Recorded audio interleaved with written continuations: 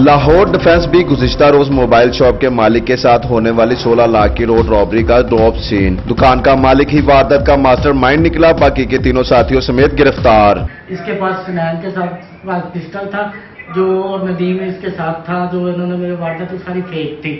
जी sir, इसी तरह की बात है, ये बिल्कुल फेक थी।